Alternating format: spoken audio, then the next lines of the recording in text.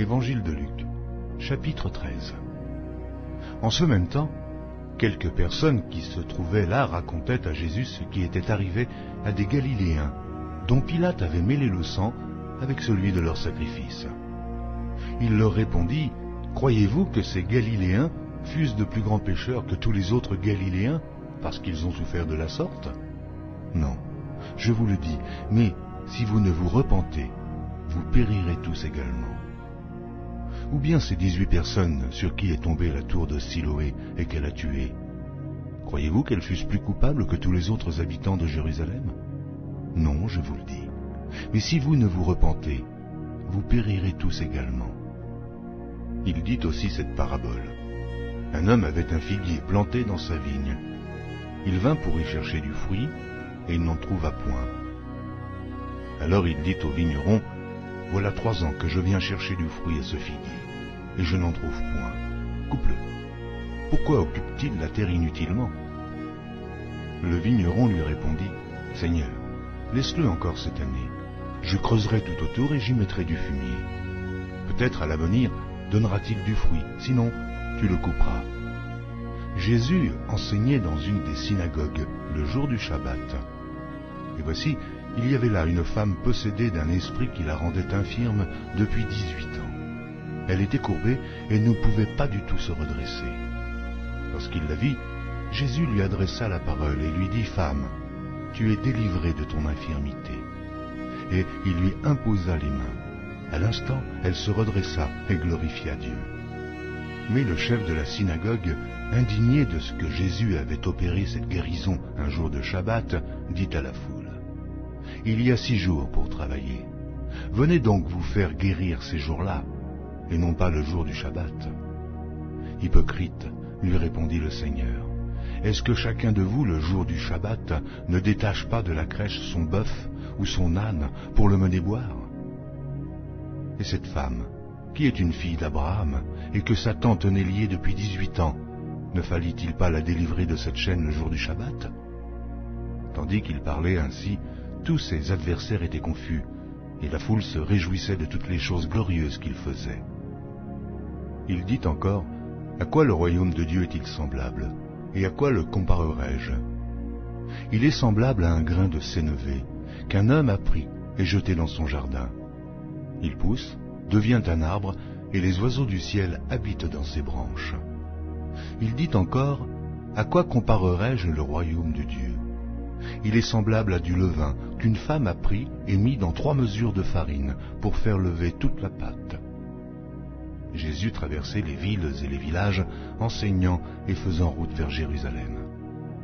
Quelqu'un lui dit, « Seigneur, n'y a-t-il que peu de gens qui soient sauvés ?» Il leur répondit, « Efforcez-vous d'entrer par la porte étroite, car je vous le dis, beaucoup chercheront à entrer et ne le pourront pas. Quand le maître de la maison se sera levé et aura fermé la porte, et que vous, étant dehors, vous commencerez à frapper à la porte en disant, « Seigneur, Seigneur, ouvre-nous !» il vous répondra, « Je ne sais d'où vous êtes. » Alors vous vous mettrez à dire, « Nous avons mangé et bu devant toi, et tu as enseigné dans nos rues. » Et il répondra, « Je vous le dis, je ne sais d'où vous êtes, retirez-vous de moi, vous tous ouvriers d'iniquité. » C'est là qu'il y aura des pleurs et des grincements de dents, quand vous verrez Abraham, Isaac et Jacob et tous les prophètes dans le royaume de Dieu et que vous serez jetés dehors. Il en viendra de l'Orient et de l'Occident, du Nord et du Midi, et ils se mettront à table dans le royaume de Dieu. Et voici, il y en a des derniers qui seront les premiers, et des premiers qui seront les derniers. » Ce même jour, quelques pharisiens lui dirent, « Va-t'en, pars d'ici, car Hérode veut te tuer. » Il leur répondit, « Allez, et dites à ce renard, voici, je chasse les démons, et je fais des guérisons aujourd'hui et demain, et le 3e jour, j'aurai fini. Mais il faut que je marche aujourd'hui, demain et le jour suivant, car il ne convient pas qu'un prophète périsse hors de Jérusalem. Jérusalem, Jérusalem, qui tue les prophètes et qui lapide ceux qui te sont envoyés. Combien de fois ai-je voulu rassembler tes enfants, comme une poule rassemble sa couvée sous ses ailes, et vous ne l'avez pas voulu. Voici, votre maison vous sera laissée, mais je vous le dis, vous ne me verrez plus, jusqu'à ce que vous disiez, béni soit celui qui vient au nom du Seigneur. Évangile de Luc, chapitre 14. Jésus étant entré un jour de Shabbat dans la maison de l'un des chefs des pharisiens pour prendre un repas, les pharisiens l'observaient. Et voici, un homme hydropique était devant lui. Jésus prit la parole et dit au docteur de la loi et aux pharisiens, est-il permis ou non de faire une guérison le jour du Shabbat? Ils gardèrent le silence. Alors Jésus avança la main sur cet homme, le guérit et le renvoya. Puis il leur dit, lequel de vous, si son fils ou son bœuf tombe dans un puits, ne leur retirera pas aussitôt le jour du Shabbat? Ils ne purent rien répondre à cela.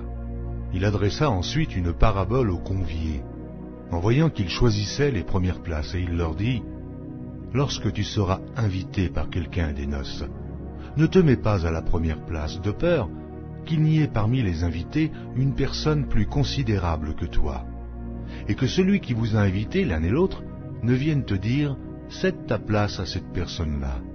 Tu auras alors la honte d'aller occuper la dernière place.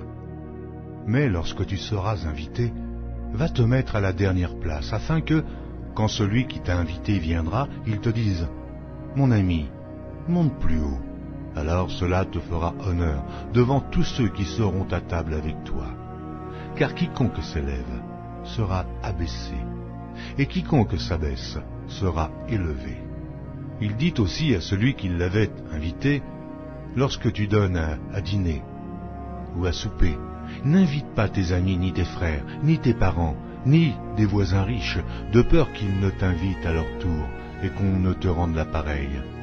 Mais lorsque tu donnes un festin, invite des pauvres, des estropiés, des boiteuses et des aveugles, et tu seras heureux de ce qu'ils ne peuvent pas te rendre la pareille, car elle te sera rendue à la résurrection des justes.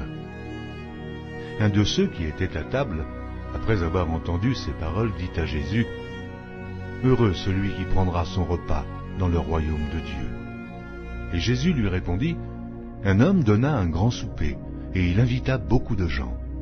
À l'heure du souper, il envoya son serviteur dire aux conviés, « Venez, car tout est déjà prêt. » Mais tous unanimement se mirent à s'excuser. Le premier lui dit, « J'ai acheté un champ et je suis obligé d'aller le voir. Excuse-moi, je te prie. » Un autre dit, « J'ai acheté 5 paires de bœufs et je vais les essayer. Excuse-moi, je te prie. » Un autre dit, « Je viens de me marier et c'est pourquoi je ne puis y aller. » Le serviteur de retour rapporta ces choses à son maître. Alors le maître de la maison, irrité, dit à son serviteur, « Va promptement dans les places et dans les rues de la ville, et amène ici les pauvres, les estropiés, les aveugles et les boiteux. » Le serviteur dit, « Maître, ce que tu as ordonné a été fait, et il y a encore de la place. » Et le maître dit au serviteur, « Va dans les chemins et le long des haies, et ceux que tu trouveras, contrains-les d'entrer, afin que ma maison soit remplie. Car je vous le dis, aucun de ces hommes qui avaient été invités ne goûtera de mon souper. » De grandes foules faisaient route avec Jésus. Il se retourna et leur dit, « Si quelqu'un vient à moi, et s'il ne hait pas son père, sa mère, sa femme, ses enfants, ses frères et ses sœurs, et même à sa propre vie, il ne peut être mon disciple. Et quiconque ne porte pas sa croix et ne me suit pas, ne peut être mon disciple. Car lequel de vous, s'il veut bâtir une tour, ne s'assied d'abord pour calculer la dépense et voir s'il a de quoi la terminer, de peur qu'après avoir posé les fondements, il ne puisse l'achever, et que tous ceux qui le verront ne se mettent à le railler en disant « Cet homme a commencé à bâtir et il n'a pu achever. » Ou quel roi, s'il va faire la guerre à un autre roi, ne s'assied pas d'abord pour examiner s'il peut, avec 10 000 hommes, marcher à la rencontre de celui qui vient l'attaquer avec 20 000? S'il ne le peut, tandis que cet autre roi est encore loin, il lui envoie une ambassade pour demander la paix. Ainsi, quiconque d'entre vous ne renonce pas à tout ce qu'il possède ne peut être mon disciple. Le sel est une bonne chose, Mais si le sel perd sa saveur, avec quoi l'assaisonnera-t-on? Il n'est bon ni pour la terre, ni pour le fumier. On le jette dehors. Que celui qui a des oreilles pour entendre, entende. Évangile de Luc, chapitre 15. Tous les publicains et les gens de mauvaise vie s'approchaient de Jésus pour l'entendre. Et les pharisiens et les scribes murmuraient, disant: Cet homme accueille des gens de mauvaise vie et mange avec eux. Mais il leur dit cette parabole. Quel homme d'entre vous, s'il a 100 brebis, et qu'il en perde une, ne laisse pas les 99 autres dans le désert pour aller après celle qui est perdue, jusqu'à ce qu'il la retrouve. Lorsqu'il l'a retrouvée, il la met avec joie sur ses épaules, et, de retour à la maison, il appelle ses amis et ses voisins et leur dit: Réjouissez-vous avec moi, car j'ai retrouvé ma brebis qui était perdue. De même, je vous le dis, il y aura plus de joie dans le ciel pour un seul pécheur qui se repent que pour 99 justes qui n'ont pas besoin de repentance. Ou quelle femme, si elle a 10 drachmes et qu'elle en perde une, n'allume une lampe, ne balaie la maison, et ne cherche avec soin jusqu'à ce qu'elle la retrouve. Lorsqu'elle l'a retrouvée, elle appelle ses amis et ses voisines et dit: Réjouissez-vous avec moi, car j'ai trouvé la drachme que j'avais perdue. De même, je vous le dis, il y a de la joie devant les anges de Dieu pour un seul pécheur qui se repent. Il dit encore: Un homme avait 2 fils.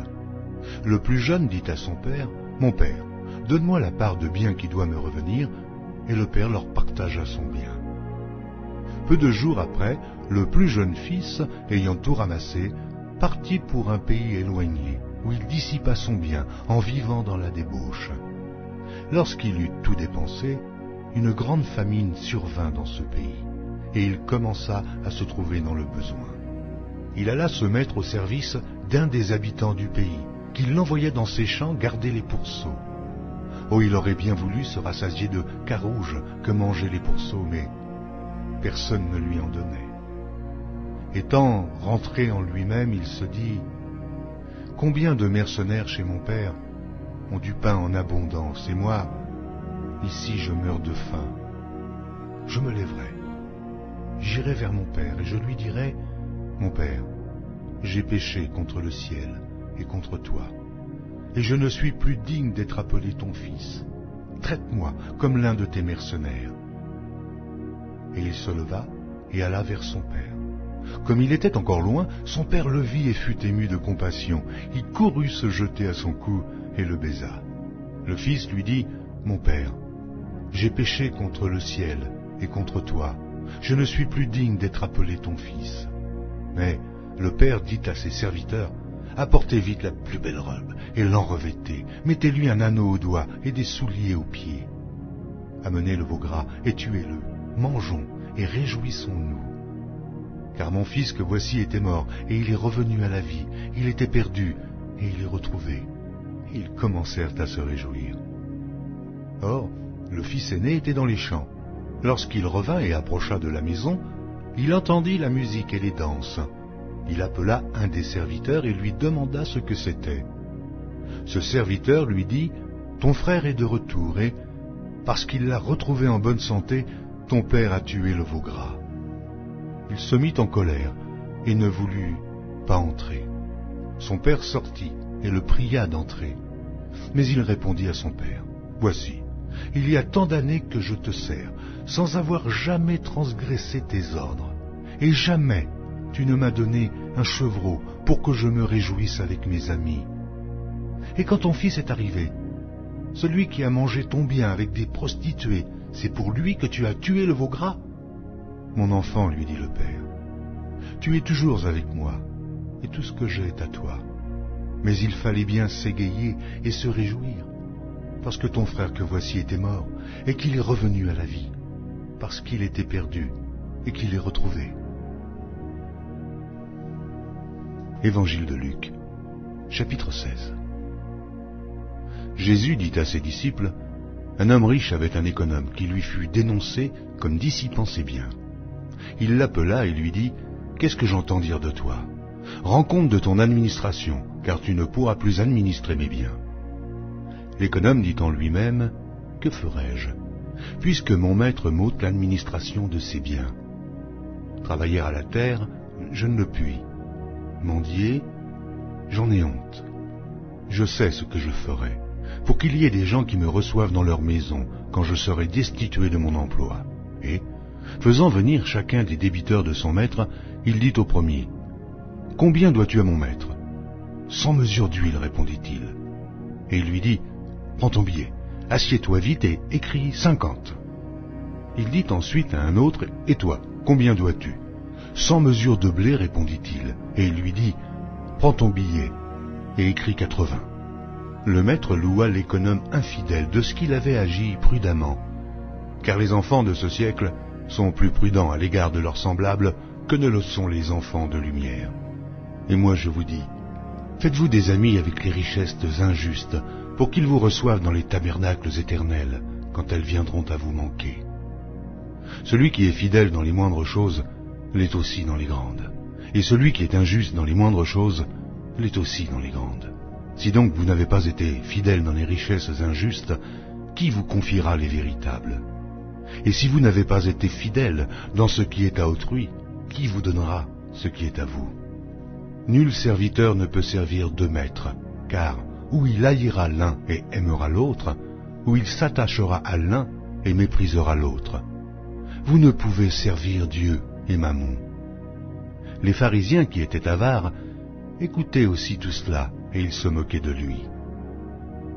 Jésus leur dit, « Vous cherchez à paraître juste devant les hommes, mais Dieu connaît vos cœurs. Car ce qui est élevé parmi les hommes est une abomination devant Dieu. La loi et les prophètes ont subsisté jusqu'à Jean. Depuis lors, le royaume de Dieu est annoncé, et chacun use de violence pour y rentrer. Il est plus facile que le ciel et la terre passent, qu'il ne l'est qu'un seul trait de lettre de la loi vienne à tomber. Quiconque répudie sa femme et en épouse une autre, commet un adultère. Et quiconque épouse une femme répudiée par son mari, commet un adultère. Il y avait un homme riche qui était vêtu de pourpre et de fin lin, et qui chaque jour menait joyeuse et brillante vie. Un pauvre nommé Lazare était couché à sa porte, couvert d'ulcères, et désireux de se rassasier des miettes qui tombaient de la table du riche, et même les chiens venaient encore lécher ses ulcères. Le pauvre mourut, et il fut porté par les anges dans le sein d'Abraham. Le riche mourut aussi, et il fut enseveli. Dans le séjour des morts, il leva les yeux, et tandis qu'il était en proie au tourment, il vit de loin Abraham et Lazare dans son sein.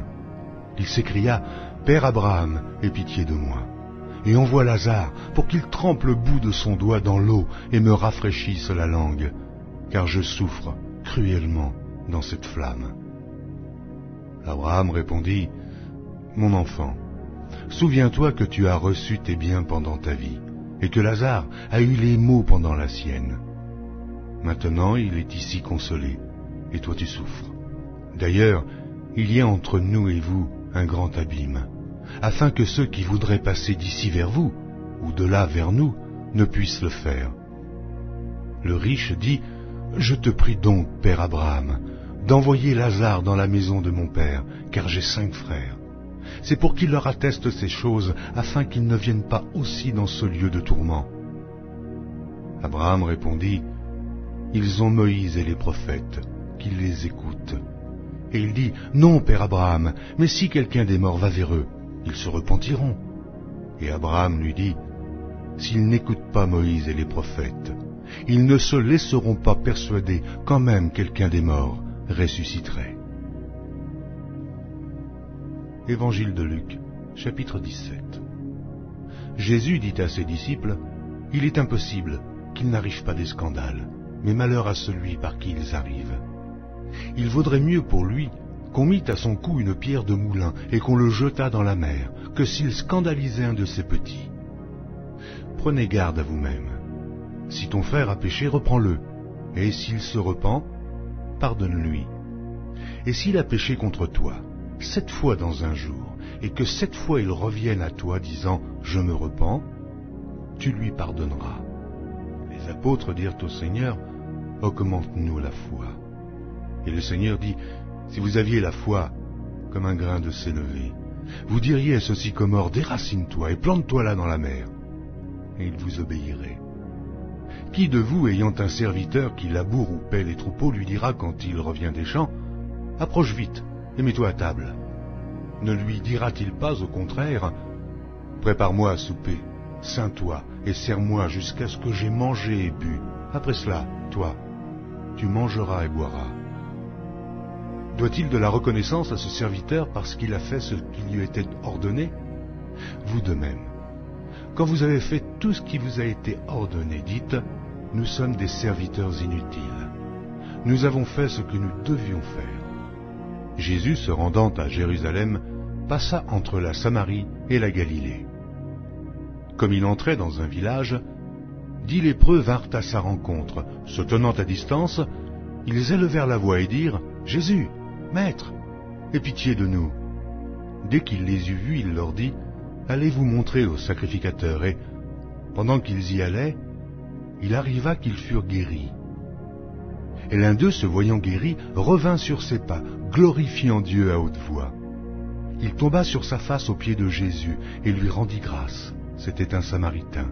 Jésus, prenant la parole, dit, les 10 n'ont-ils pas été guéris? Et les 9 autres, où sont-ils? Ne s'est-il trouvé que cet étranger pour revenir et donner gloire à Dieu? Puis il lui dit, lève-toi, va, ta foi t'a sauvé. Les pharisiens demandèrent à Jésus quand viendrait le royaume de Dieu. Il leur répondit, le royaume de Dieu ne vient pas de manière à frapper les regards. On ne dira point, il est ici ou il est là, car voici, le royaume de Dieu est au milieu de vous. Il dit aux disciples, des jours viendront où vous désirerez voir l'un des jours du Fils de l'homme, et vous ne le verrez point. On vous dira, il est ici, il est là. N'y allez pas, ne courez pas après, car comme l'éclair resplendit et brille d'une extrémité du ciel à l'autre, ainsi sera le Fils de l'homme en son jour. Mais il faut auparavant qu'il souffre beaucoup et qu'il soit rejeté par cette génération. Ce qui arriva du temps de Noé arrivera de même au jour du Fils de l'homme. Les hommes mangeaient, buvaient, se mariaient et mariaient leurs enfants jusqu'au jour où Noé entra dans l'arche. Le déluge vint et les fit tous périr. Ce qui arriva du temps de Lot arrivera pareillement. Les hommes mangeaient, buvaient, achetaient, vendaient, plantaient et bâtissaient. Mais le jour où Lot sortit de Sodome, une pluie de feu et de soufre tomba du ciel, et les fit tous périr. Il en sera de même le jour où le Fils de l'homme paraîtra. En ce jour-là, que celui qui sera sur le toit et qui aura ses effets dans la maison ne descende pas pour les prendre, et que celui qui sera dans les champs ne retourne pas non plus en arrière. Souvenez-vous de la femme de Lot. Celui qui cherchera à sauver sa vie la perdra, et celui qui la perdra la retrouvera. Je vous le dis, en cette nuit-là, de 2 personnes qui seront dans un même lit, l'une sera prise et l'autre laissée. De 2 femmes qui moudront ensemble, l'une sera prise et l'autre laissée. De 2 hommes qui seront dans un champ, l'un sera pris et l'autre laissé. Les disciples lui dirent, où sera ce Seigneur? Et il répondit, où sera le corps? Là s'assembleront les aigles. Évangile de Luc, chapitre 18. Jésus leur adressa une parabole pour montrer qu'il faut toujours prier et ne point se relâcher. Il dit, il y avait dans une ville un juge qui ne craignait point Dieu et qui n'avait d'égard pour personne. Il y avait aussi dans cette ville une veuve qui venait lui dire, fais-moi justice de ma partie adverse. Pendant longtemps il refusa, mais ensuite il dit en lui-même, quoique je ne craigne point Dieu et que je n'ai d'égard pour personne, néanmoins, parce que cette veuve m'importune, je lui ferai justice, afin qu'elle ne vienne pas sans cesse me rompre la tête. Le Seigneur ajouta, entendez ce que dit le juge inique. Et Dieu ne fera-t-il pas justice à ses élus, qui crient à lui jour et nuit, et tardera-t-il à leur égard? Je vous le dis, il leur fera promptement justice, mais quand le Fils de l'homme viendra, trouvera-t-il la foi sur la terre? Il dit encore cette parabole. En vue de certaines personnes, se persuadant qu'elles étaient justes et ne faisant aucun cas des autres, 2 hommes montèrent au temple pour prier. L'un était pharisien et l'autre publicain. Le pharisien debout priait ainsi en lui-même: Ô Dieu, je te rends grâce de ce que je ne suis pas comme le reste des hommes, qui sont ravisseurs, injustes, adultères ou même comme ce publicain. Je jeûne 2 fois la semaine et je donne la dîme de tous mes revenus. Le publicain, se tenant à distance, n'osait même pas lever les yeux au ciel, mais il se frappait la poitrine en disant: Ô Dieu, sois apaisé envers moi qui suis un pécheur. Je vous le dis, celui-ci descendit dans sa maison justifié plutôt que l'autre, car quiconque s'élève sera abaissé, et celui qui s'abaisse sera élevé. On lui amena aussi les petits-enfants, afin qu'il les touchât, mais les disciples, voyant cela, reprenaient ceux qui les amenaient. Et Jésus les appela et dit: Laissez venir à moi les petits-enfants, et ne les en empêchez pas, car le royaume de Dieu est pour ceux qui leur ressemblent. Je vous le dis en vérité, quiconque ne recevra pas le royaume de Dieu comme un petit enfant n'y entrera point. Un chef interrogea Jésus et dit: Bon maître, que dois-je faire pour hériter la vie éternelle? Jésus lui répondit: Pourquoi m'appelles-tu bon? Il n'y a de bon que Dieu seul. Tu connais les commandements. Tu ne commettras point d'adultère. Tu ne tueras point. Tu ne déroberas point. Tu ne diras point de faux témoignages. Et honore ton père et ta mère. J'ai, dit-il, observé toutes ces choses dès ma jeunesse. Jésus, ayant entendu cela, lui dit: Il te manque encore une chose. Vends tout ce que tu as, distribue-le aux pauvres, et tu auras un trésor dans les cieux. Puis, viens et suis-moi. Lorsqu'il entendit ces paroles, il devint tout triste, car il était très riche. Jésus, voyant qu'il était devenu tout triste, dit qu'il est difficile à ceux qui ont des richesses d'entrer dans le royaume de Dieu. Car il est plus facile à un chameau de passer par le trou d'une aiguille qu'à un riche d'entrer dans le royaume de Dieu. Ceux qui l'écoutaient dirent: Et qui peut être sauvé? Jésus répondit: Ce qui est impossible aux hommes est possible à Dieu. Pierre dit alors: Voici, nous avons tout quitté, nous t'avons suivi. Et Jésus leur dit: Je vous le dis en vérité, il n'est personne qui, ayant quitté à cause du royaume de Dieu sa maison, ou sa femme, ou ses frères, ou ses parents, ou ses enfants, ne reçoive beaucoup plus dans ce siècle-ci, et dans le siècle à venir, la vie éternelle. Jésus prit les 12 auprès de lui et leur dit: Voici, nous montons à Jérusalem, et tout ce qui a été écrit par les prophètes au sujet du Fils de l'homme s'accomplira. Car il sera livré aux païens, on se moquera de lui, on l'outragera, on crachera sur lui, et, après l'avoir battu de verge, on le fera mourir. Et le 3e jour, il ressuscitera. Mais ils ne comprirent rien à cela. C'était pour eux un langage caché, des paroles dont ils ne saisissaient pas le sens. Comme Jésus approchait de Jéricho, un aveugle était assis au bord du chemin et mendiait. Entendant la foule passer, il demandait ce que c'était. On lui dit: C'est Jésus de Nazareth qui passe. Et il cria: Jésus, fils de David, aie pitié de moi. Ceux qui marchaient devant le reprenaient pour le faire taire, mais il criait beaucoup plus fort: Fils de David, aie pitié de moi. Et Jésus, s'étant arrêté, ordonna qu'on le lui amène, et quand il se fut approché, il lui demanda: Que veux-tu que je te fasse? Il répondit: Seigneur, que je recouvre la vue. Et Jésus lui dit: Recouvre la vue, ta foi t'a sauvé. À l'instant, il recouvra la vue et suivit Jésus en glorifiant Dieu. Tout le peuple, voyant cela, louait Dieu. Évangile de Luc, chapitre 19. Jésus étant entré dans Jéricho, traversait la ville, et voici un homme riche appelé Zachée, chef des publicains, cherchait à voir qui était Jésus. Mais il ne pouvait y parvenir à cause de la foule, car il était de petite taille. Il courut en avant et monta sur un sycomore pour le voir, parce qu'il devait passer par là.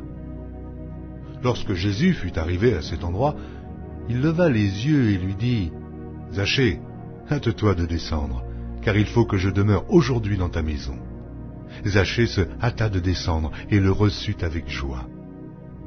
Voyant cela, tous murmuraient et disaient, « Il est allé loger chez un homme pécheur. » Mais Zachée, se tenant devant le Seigneur, lui dit, « Voici, Seigneur, je donne aux pauvres la moitié de mes biens, et, si j'ai fait tort de quelque chose à quelqu'un, je lui rends le quadruple. » Jésus lui dit, « Le salut est entré aujourd'hui dans cette maison, parce que celui-ci est aussi un fils d'Abraham, car le Fils de l'homme est venu chercher et sauver ce qui était perdu. » Il écoutait ces choses, et Jésus ajouta une parabole, parce qu'il était près de Jérusalem et qu'on croyait qu'à l'instant, le royaume de Dieu allait paraître.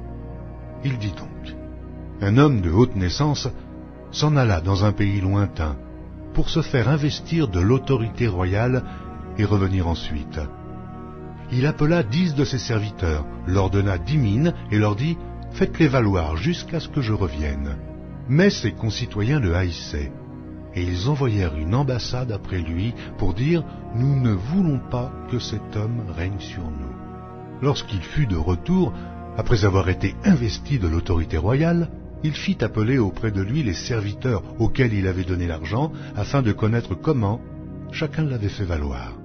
Le premier vint et dit, « Seigneur, ta mine a rapporté 10 mines. » Il lui dit, « C'est bien, bon serviteur, parce que tu as été fidèle en peu de choses, reçois le gouvernement de 10 villes. » Le second vint et dit, « Seigneur, ta mine a produit 5 mines. » Il lui dit, « Toi aussi, sois établi sur 5 villes. » Un autre vint et dit, « Seigneur, voici ta mine que j'ai gardée dans un linge, car j'avais peur de toi, parce que tu es un homme sévère.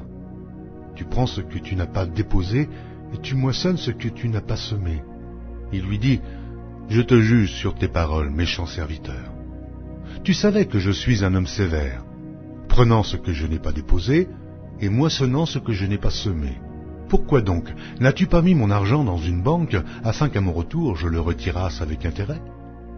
Puis il dit à ceux qui étaient là, « Ôtez la mine et donnez-la à celui qui a les 10 mines. » Et lui dirent, « Seigneur, il a déjà 10 mines. » Je vous le dis, on donnera à celui qui a, mais à celui qui n'a pas, on ôtera même ce qu'il a. Au reste, amenez ici mes ennemis qui n'ont pas voulu que je régnasse sur eux, et tuez-les en ma présence. » Après avoir ainsi parlé, Jésus marcha devant la foule pour monter à Jérusalem. Lorsqu'il approcha de Bethphagée et de Béthanie, vers la montagne appelée montagne des Oliviers, Jésus envoya 2 de ses disciples en disant, « Allez au village qui est en face. Quand vous y serez entrés, vous trouverez un ânon attaché, sur lequel aucun homme ne s'est jamais assis. Détachez-le et amenez-le. Si quelqu'un vous demande pourquoi le détachez-vous, vous lui répondrez, « Le Seigneur en a besoin. » Ceux qui étaient envoyés allèrent et trouvèrent les choses comme Jésus leur avait dit. Comme ils détachaient l'ânon, ses maîtres leur dirent, « Pourquoi détachez-vous l'ânon » Ils répondirent, « Le Seigneur en a besoin. » Et ils amenèrent à Jésus l'ânon, sur lequel ils jetèrent leurs vêtements et firent monter Jésus. Quand il fut en marche, les gens étendirent leurs vêtements sur le chemin. Et lorsque déjà il approchait de Jérusalem, vers la descente de la montagne des Oliviers, toute la multitude des disciples saisis de joie se mit à louer Dieu à haute voix pour tous les miracles qu'ils avaient vus. Ils disaient, « Béni soit le roi qui vient au nom du Seigneur, paix dans le ciel et gloire dans les lieux très hauts. » Quelques pharisiens du milieu de la foule dirent à Jésus, « Maître, reprends tes disciples. » Et il répondit, « Je vous le dis, s'ils se taisent, les pierres crieront. » Comme il approchait de la ville, Jésus, en la voyant, pleura sur elle et dit, « Si toi aussi, au moins, en ce jour qui t'est donné, tu connaissais les choses qui appartiennent à ta paix, mais maintenant, elles sont cachées à tes yeux. Il viendra sur toi des jours où tes ennemis t'environneront de tranchées, t'enfermeront et te serreront de toutes parts. Ils te détruiront, toi et tes enfants, au milieu de toi. Et ils ne laisseront pas en toi pierre sur pierre, parce que tu n'as pas connu le temps où tu as été visité. Il entra dans le temple, et il se mit à chasser ceux qui vendaient, en leur disant, « Il est écrit, ma maison sera une maison de prière, mais vous, vous en avez fait une caverne de voleurs. » Il enseignait tous les jours dans le temple, et les principaux sacrificateurs, les scribes et les principaux du peuple cherchaient à le faire périr. Mais ils ne savaient comment s'y prendre, car tout le peuple l'écoutait avec admiration.